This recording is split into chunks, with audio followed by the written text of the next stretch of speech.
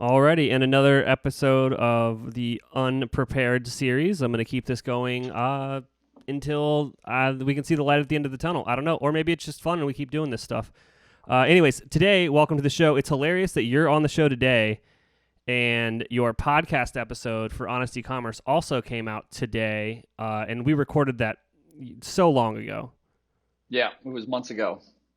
Yeah, so I guess let people know who you are, Kurt, what you do, maybe a quick what our podcast is about, and then we can get a little more specific into like how maybe those strategies are a bit different with what's going on. Sure, sounds good. Yeah, I'm Kurt. I run an agency called the Produce Department.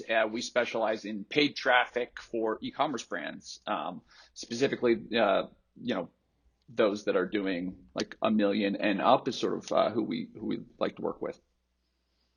Awesome. And then so we did a super deep dive on Facebook and Instagram ads together on the podcast. Got a lot of praise from it, actually. It came out yesterday. We're doing this on Tuesday.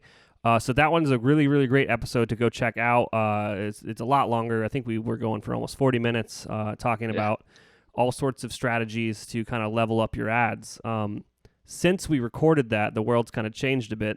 So I guess how is that affecting your business? How's that affecting how you're running ads?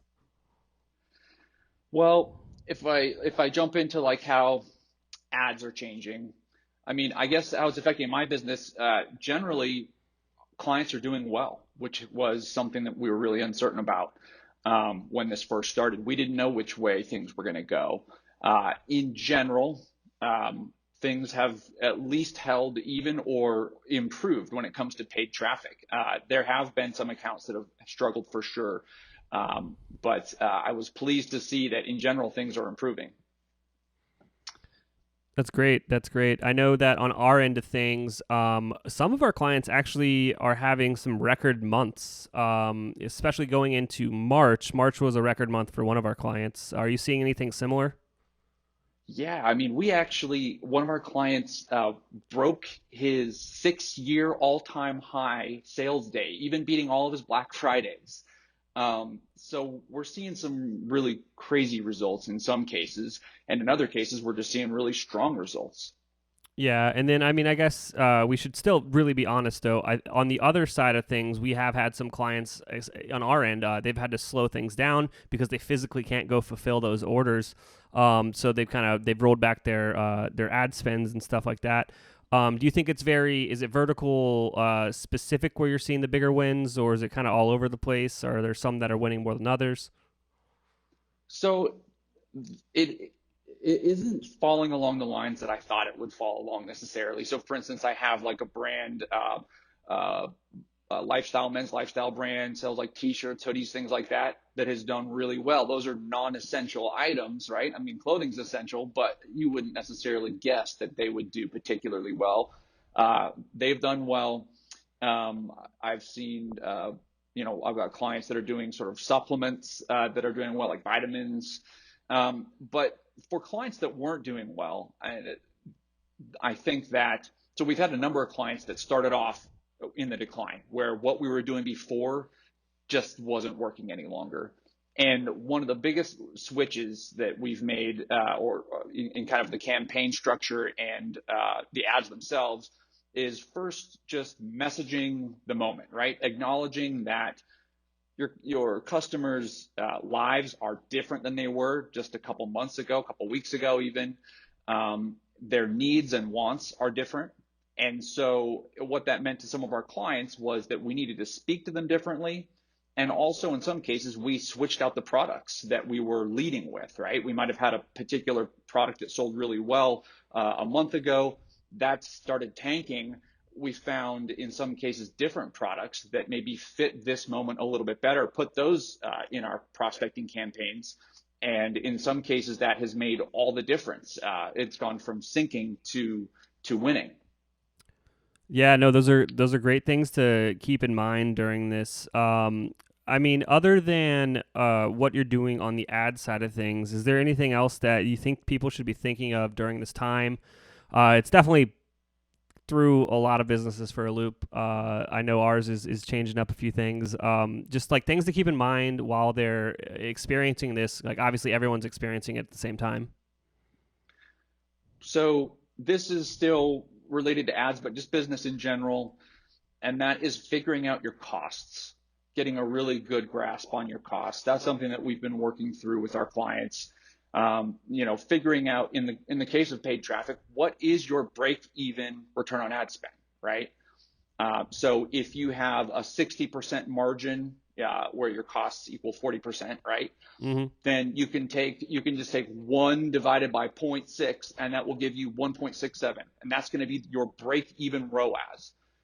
So that is a really good thing to keep in mind as you do this. You got to know if you're winning or not, and that goes for running paid traffic in general, but especially now, right? You're not trying to dig yourself in a hole. Or if you want to do it with your cost per with your CPA, right? Your cost per acquisition. Yeah. Take your average order value, let's say it's $100, subtract your $40 worth of costs. And I like to include, shipping, merchant processing fees, get the number as close to reality as possible. And then you'll come out, let's say it was $40 with that $60 number, which is going to be your break-even CPA. So knowing your costs is really important, so that you're not digging yourself in a hole of thinking that you're winning when maybe you're not. Yeah, that's a great piece of advice there. I know a lot of people love to, this is going to come out shitty, but whatever. They love to play business but not do the hard work. And if you're not really meticulous and understand what it costs you to run your business and what things cost when you buy them to then sell them for more, and there's your margin, if you're not figuring that out, you're not going to know if you're actually successful or not. There's a lot of bleed that happens. So this time, I'm sure everyone that watches this has more time on their hands than they used to.